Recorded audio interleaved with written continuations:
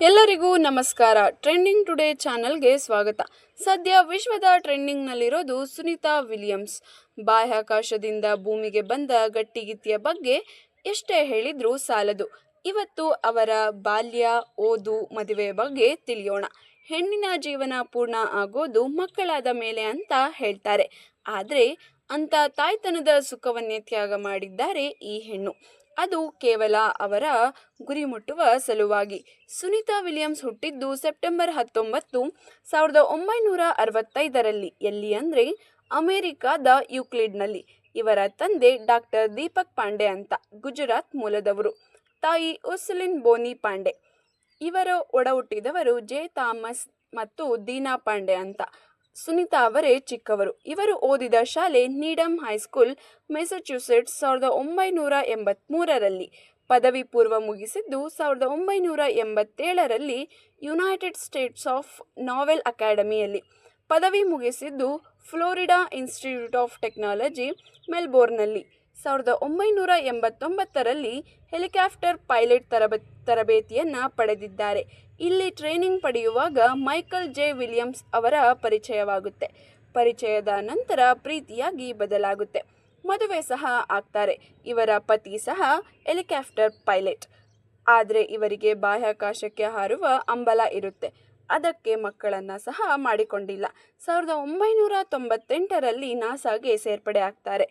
ಅಲ್ಲಿ ಟ್ರೈನಿಂಗ್ಸ್ ಕೂಡ ಪಡೆಯುತ್ತಾರೆ.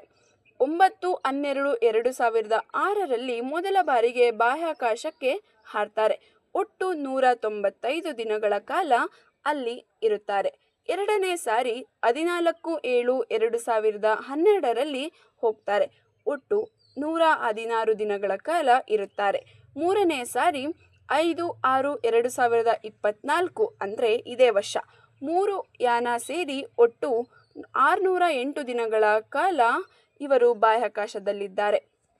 ತಂದೆ ಡಾಕ್ಟರ್ ದೀಪಕ್ ಪಾಂಡೆ ಗುಜರಾತ್ನ ಮೆಹಸಾನ ಜಿಲ್ಲೆಯ ಜುಲಾಸನ್ ಗ್ರಾಮದ ನಿವಾಸಿ. ಗಾಂಧಿನಗರದಿಂದ ಸುಮಾರು 40 ಕಿಲೋಮೀಟರ್ ದೂರದಲ್ಲಿರುವ ಜುಲಾಸನ್ ಗ್ರಾಮದಲ್ಲಿ ಸುನಿತಾ ವಿಲಿಯಮ್ಸ್ ಅವರು ಸಂಪರ್ಕ ಹೊಂದಿದ್ದಾರೆ. ಸುಮಾರು 7,000 ಜನಸಂಖ್ಯೆ ಹೊಂದಿರುವ ಈ ಗ್ರಾಮದಲ್ಲಿ ವಿವಿಧ ಜಾತಿ ಮತ್ತು ಸಮುದಾಯಗಳ ಜನರು ವಾಸಿಸುತ್ತಿದ್ದರು. ಸುನಿತಾ ಈ ಗ್ರಾಮಕ್ಕೆ 2 ಬಾರಿ ಬಂದಿದ್ದಾರೆ. ಮೊದಲು 2007ರಲ್ಲಿ ಮತ್ತು ನಂತರ 2013ರಲ್ಲಿ. ಅವರ ಯಶಸ್ವಿ ಬಾಹ್ಯಾಕಾಶಯಾನದ ನಂತರ ಸುನಿತಾ ಅವರು ಗ್ರಾಮಕ್ಕೆ ಭೇಟಿ ನೀಡಿದ್ದಾರೆ. ವಿಲಿಯಮ್ಸ್ ಕುಟುಂಬವು ಜುಲಾಸನ್ನಲ್ಲಿ ಆಸ್ತಿಗಳನ್ನು ಹೊಂದಿದೆ. 1960ರ ದಶಕದ ಉತ್ತರಾರ್ಧದಲ್ಲಿ ಸುನಿತಾ ಅವರ ಅಜ್ಜ ಅಜ್ಜಿಯರ ನೆನಪಿಗಾಗಿ ಅಲ್ಲಿ ಒಂದು ಗ್ರಂಥಾಲಯವನ್ನು ಸ್ಥಾಪಿಸಲಾಯಿತು. ಅವರ ತಂದೆ ಪೂರ್ವಜರ ಮನೆ ಇನ್ನೂ ಹಾಗೇ ಇದೆ, ಆದರೆ ಈಗ ಅದು ಶಿಥಿಲಾವಸ್ಥೆಯಲ್ಲಿದೆ. 2007ರಲ್ಲಿ ಅವರು ಸ್ಥಳೀಯ ಶಾಲೆಯ ಅಭಿವೃದ್ಧಿಗಾಗಿ 2.5 ಲಕ್ಷ ರುಗಳನ್ನು ದೇಣಿಗೆ ನೀಡಿದ್ದರು. ಇಲ್ಲಿ ಅವರ ಹೆಸರು ದಾನಿಗಳ ಪಟ್ಟಿ ಮಾಡಲಾಗಿದೆ. ಭಾರತ ಮೂಲದ ಮಹಿಳೆ ಇಂತಹ ಸಾಧನೆ ಮಾಡಿರುವುದು ನಿಜಕ್ಕೂ ಎಲ್ಲರಿಗೂ ಹೆಮ್ಮೆಯ ವಿಚಾರ. ಗುರಿಗಾಗಿ ಎಲ್ಲವನ್ನ ತ್ಯಾಗ ಮಾಡಬೇಕಾಗುತ್ತದೆ ಎನ್ನುವುದಕ್ಕೆ ಇವರೇ ಸಾಕ್ಷಿ. ಮತ್ತಷ್ಟು ಟ್ರೆಂಡಿಂಗ್ ನ್ಯೂಸ್ನೊಂದಿಗೆ ಸಿಗ್ತೀನಿ. Thanks for watching.